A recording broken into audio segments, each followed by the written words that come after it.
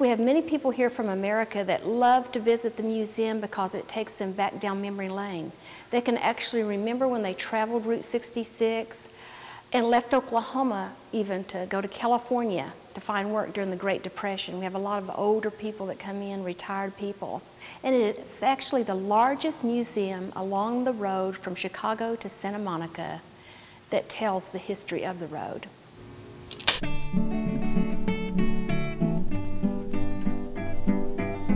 The museum tells the story of Route 66 through decades. It begins in the 1920s with the development of the road. One of the most interesting things in this room is the story of Andy Payne. In order to promote Route 66, they decided to hold a foot race.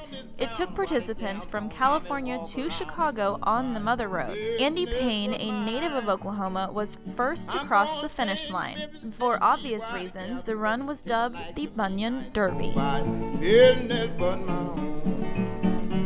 The 1930s, the Dust Bowl days, the Great Depression stands out in our mind. In the 1940s, World War II, and the rationing of food and gas so the soldiers would have enough. This was a very busy time on Route 66 and was actually the beginning of the trucking industry along the road to haul the military supplies. One of my favorite rooms is in the 1950s. The diner came into play after the war was over. Families began traveling Route 66 and needed a place to stop, which made diners extremely popular. Not to mention, I believe they are the perfect place to enjoy a chocolate milkshake. Listen at me, baby, why you be kind? You was talking to me so rough all the time, ain't no. In the 1960s, two types of people traveled on Route 66. It was the beginning of the hippie culture in America, and family vacations became very popular due to Disneyland in California. Many people traveled to California via Route 66. As popular as the road was, it did come to an end. The 1970s room depicts that moment. Interstates became the more convenient way to travel, and it took 5 of them to make up the same distance from Chicago to California. You know, even though many people in towns along Route 66 lobbied against the interstate system, the signs started coming down, and the interstates definitely came into place. Before you leave, you can learn more about the history of Route 66 in the drive-in theater room.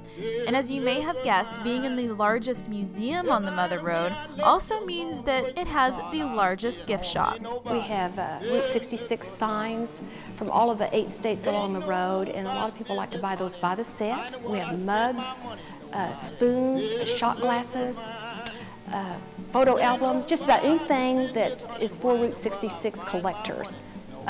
We sell a lot of lapel pins to the Harley riders.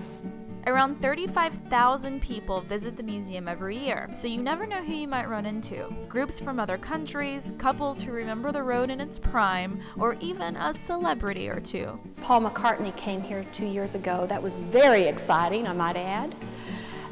Also, we had Cher was in a few years ago.